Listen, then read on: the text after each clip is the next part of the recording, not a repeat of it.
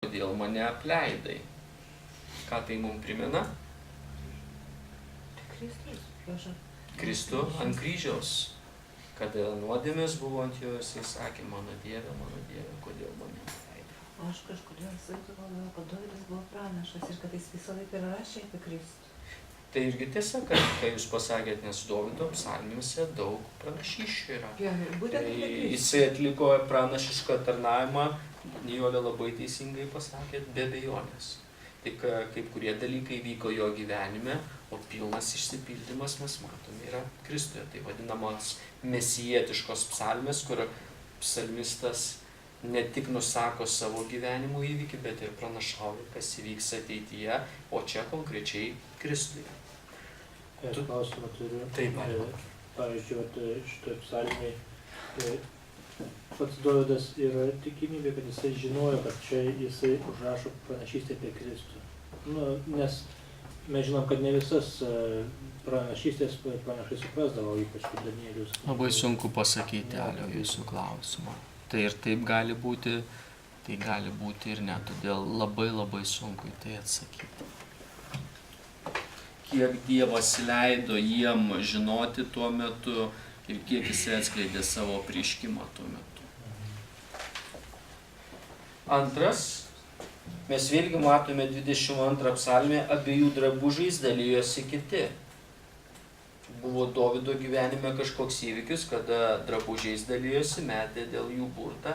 Ir mes žinome Evangelijose, kad Kristaus gyvenime buvo šitas dalykas.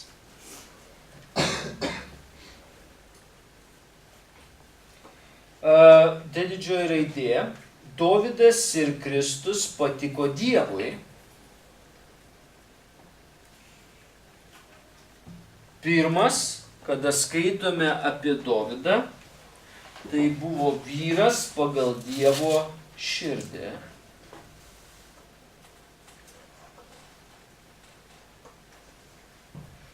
Tai buvo vyras pagal Dievo širdį.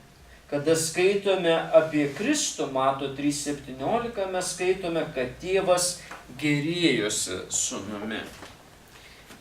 Tėvas gerėjosi sūnumi.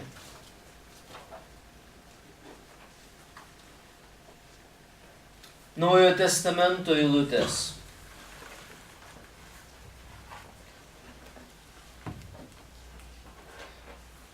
Romiečiam 1.3 mums parašyta, kad kilęs iš Dovydo palikuonių, kūniškai, fiziškai, Kristus kilo iš Dovydo palikuonių. Ir kada mes skaitome apreiškimo knygą, antras, jis yra Dovydo šaknis. Jis yra Dovydo šaknis.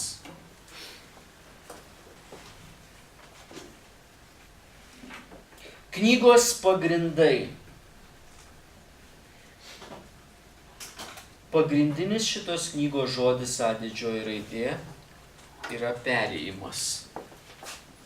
Pagrindinis šitos knygos žodis yra perėjimas.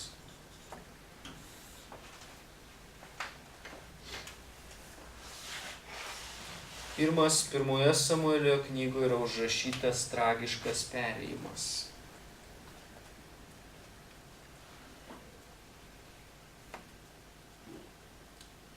Antras, nuo Dievo valdymo per teisėjus pereinama prie karaliaus valdymo. Prie karaliaus valdymo. Pagrindinės knygos eilutės 1 Samuelio 13.14 ir 1 Samuelio 15.22. C didžioji raidė knygos pagrindinis skyrius yra 15. Šitos knygos pagrindinis skyrius yra 15 skyrius. Pirmas šitoje knygoje, šiame skyriuje yra perėjimas nuo Sauliaus prie Dovydo valdymo. Nuo Sauliaus prie Dovydo valdymo. Kaip matote, tai perėjimo knyga. Perėjimas nuo teisėjų prie karalių valdymo ir taip pat nuo Sauliaus prie Dovydo valdymo pereinama šitoje knygoje. Antras Sauliaus atmetimas. Sauliaus atmetimas.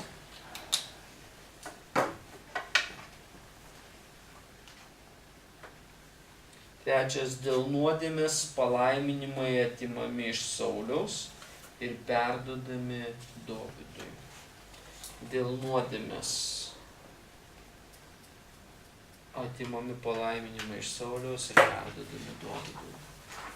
Pirmos Samuelio knygos laiko linija Samuelio gimimas 1105 metai, Sauliaus gimimas 1080 prieš Kristų, Saulius tapo karaliumi 1050, Dovydo gimimas 1040 metai prieš Kristų, Dovydas tapo Judo karaliumi 1010, Dovydas tapo viso Izraelio karaliumi 1003.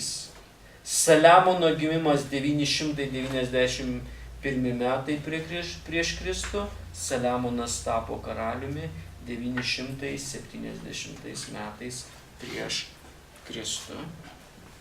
Kokie nors pastebėjimai, nuomonės, komentarai iki šitos vietos, jeigu kažkas yra pas jūs. Prašom. Kažkas iškilo iš to, ką mes visi kalbame ir ką visi apžvelgėme 1 Samuelio knyga.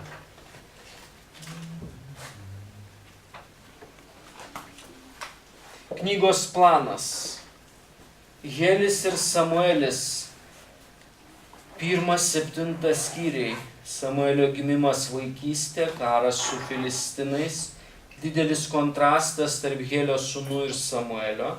Samuelis buvo pranašas, kunigas, teisėjas Izraelyje. Asmens veiksmai 5 atspindi jo charakterį. Asmens veiksmai atspindi jo charakterį. Ir 6 knyga moko, kad širdis turi būti tyra prieš Dievą. Knyga moko, kad širdis turi būti tyra prieš Dievą.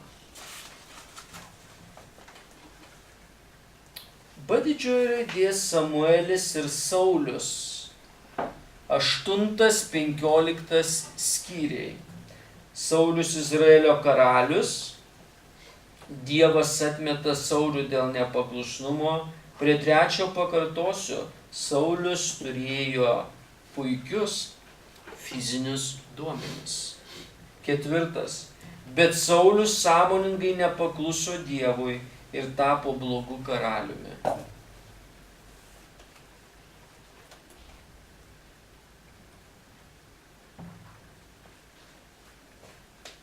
4, tai yra 5, atsiprašau, tai yra pamoka, kad niekada nereikia pasitikėti savimi ir savo išmintimi. Niekada nereikia pasitikėti savimi ir savo išmintimi. Aš tikiuosi, kad jūs per krikščionišką gyvenimą jau išmokot šitas pamokas, kas būna, kai pasitiki savimi ir kas būna, kai pasiremi savo išmintimi. Turbūt pamokų mes turėjom pakankamai, bet vis tiek karts nuo karto mes sugrįžtame prie to pačio, ar ne? 6. Paskatinimas be abejo iš Dievo žodžio, kad reikia visose gyvenimo sritise pasitikėti Dievu. Reikia visose gyvenimo sritise pasitikėti Dievu.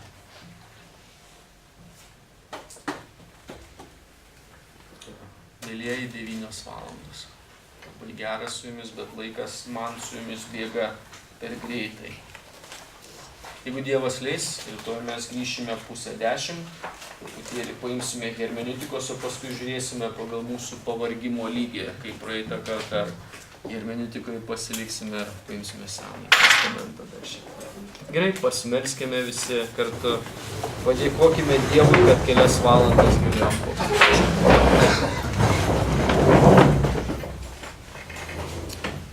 Viešpatie, mes dėkojame Tau už tai, kad galėjome praleisti laiką su Tavo žodžiu. Dėkojame už Senąjį testamentą, dėkojame už Rūtos ir 1 Samuelio knygas. Dėkoju Viešpatie Dieve, kad per savo išrinktą tautą Izraelį mokai tiek daug nuostabių pamokų Viešpatie Dieve. Dėkoju, kad kaip kurios eilutės yra labai stiprios Viešpatie Dieve ir išreiškia tavo požiūrį į kaip kuriuos dalykus. Padėk mums priimti tavo žodį, padėk pasitikėti juo, padėk pasitikėti tavimi Viešpatie Dieve, kad augtume dvasiškai.